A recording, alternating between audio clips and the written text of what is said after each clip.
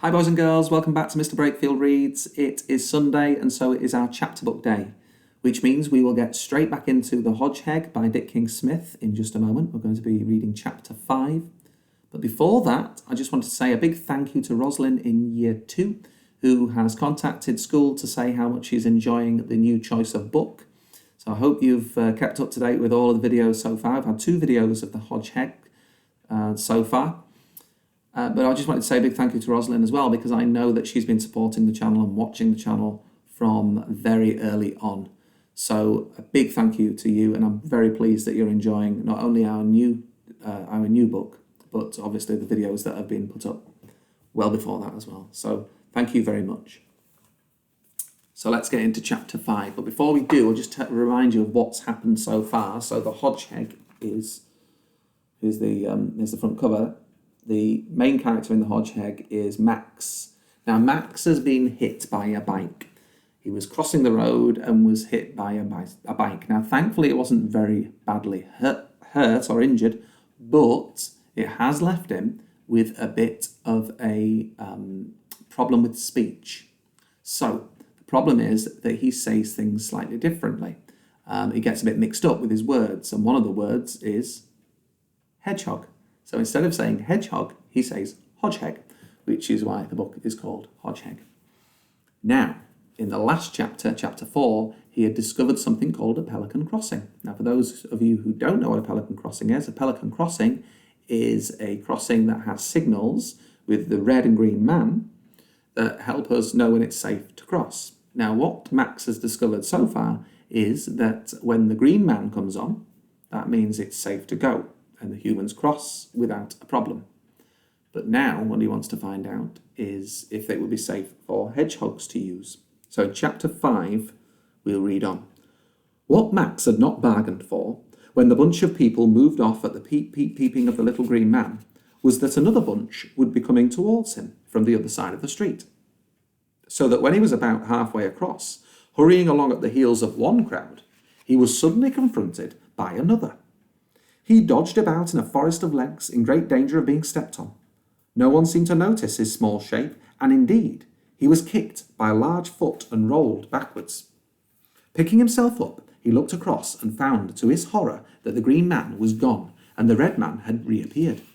Frantically, Max ran as the traffic began to move, and reached the far side just in front of a great wheel that almost brushed his backside.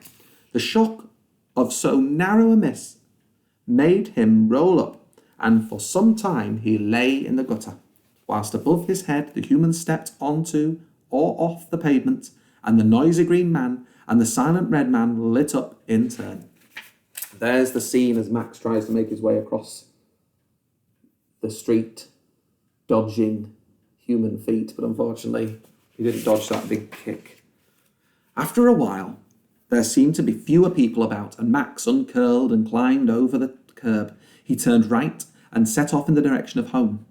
How to recross the street was something he had not yet worked out, but in his experience, neither striped bits nor red and green men were the answer. As usual, he kept close to the wall at the inner edge of the pavement, a wall that presently gave place to iron railings. These were wide enough apart for even the largest hodgeheg or hedgehog to pass between. Max slipped through. In the light of a full moon, he could see before him a wide stretch of grass, and he ran across it until the noise and stink of the traffic were left behind. "Am I where?" said Max, looking round him. His nose told him the scent of flowers in the ornament gardens. His eyes told him of strange-shaped buildings, the bandstand, and his ears told him of the sound of splashing water as the fountain spouted endlessly in the lily pond. Of course, this was the place that Pa had told them all about. This was the park. "Hip, hip, hooray!" cried Max to the moon, and away he ran. For the next few hours, he trotted busily about in the park, shoving his snout into everything. Like most children, he was not only nosy, but noisy too. And at the sound of his coming, the mice scuttled under the bandstand, the snakes slid away through the ornamental gardens, and the frogs plopped into the safe depths of the lily pond. Max caught nothing. At last he began to feel rather tired, and to think how nice it would be to go home to bed. But which way was home? Max considered this and came to the unhappy conclusion that he was lost. Just then he saw, not far away, a hedgehog crossing the road. A large hedgehog, a Pa-sized hedgehog. What luck! Pa had crossed the street to find him. He ran forward, but when he reached the animal, he found it was a complete stranger. "Oh," said Max, "I beg your pardon. I thought you were a different Hodgeheg." The stranger looked curiously at him. "Are you feeling all right?" he said. "Yes, thanks," said Max. "Trouble is, I go to want home, but I won't know the day." "You mean you don't know the way?" "Yes." Where do you live?" asked the strange hedgehog.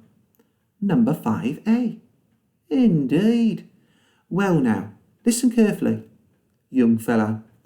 Go up this path. It'll take you back to your street, and a little way along you'll see a strange sort of house that humans use. It's a tall house, just big enough for one human to stand up in, and it has windows on 3 sides and it's bright red. If you cross there, you'll fetch up right by your own front gate. Okay?" "K.O.," said Max, "and thanks." As soon as he was through the park railings, he saw the tall red house. He trotted up close to it. It was lit up, and sure enough there was a human inside it. He was holding something to his ear, and Max could see that his lips were moving. How odd, thought Max, moving very close now.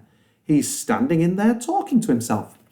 At that instant, the man put down the receiver and pushed open the door of the telephone booth. A door designed to clear the pavement by about an inch.